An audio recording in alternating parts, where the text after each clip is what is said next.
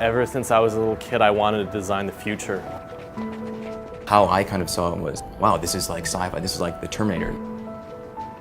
Until I tried the jet on, I couldn't fully appreciate what it would mean. When we started this process, we had to look at how we can take the DNA of consumer electronics, but then inject that into a pair of sports sunglasses and find a way to create a new design language that hasn't existed before.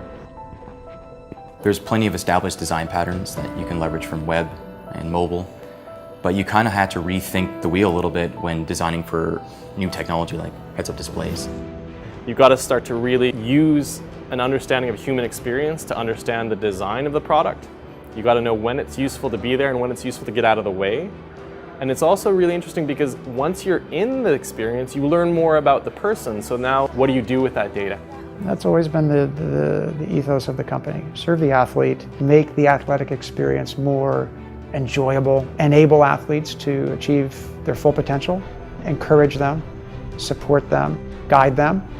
There's really two fundamental things that we have to keep in mind. The first thing is, of course, understanding the need of the user. What is the user's goal? The other challenge, which is unique to the wearable space, is understanding the constraints of the product.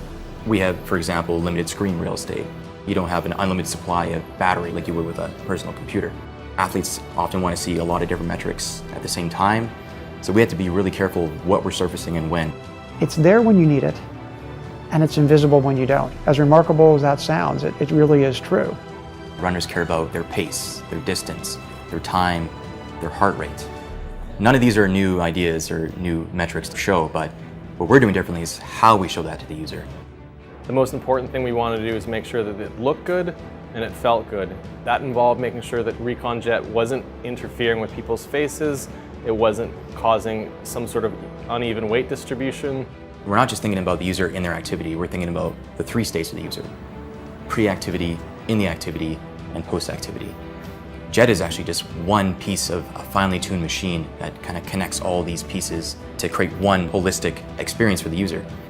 Until you have that experience and see what it feels like, how empowering it is, how motivating it is to get that information just below your right eye, you just don't have any idea the degree to which your experience is going to be transformed.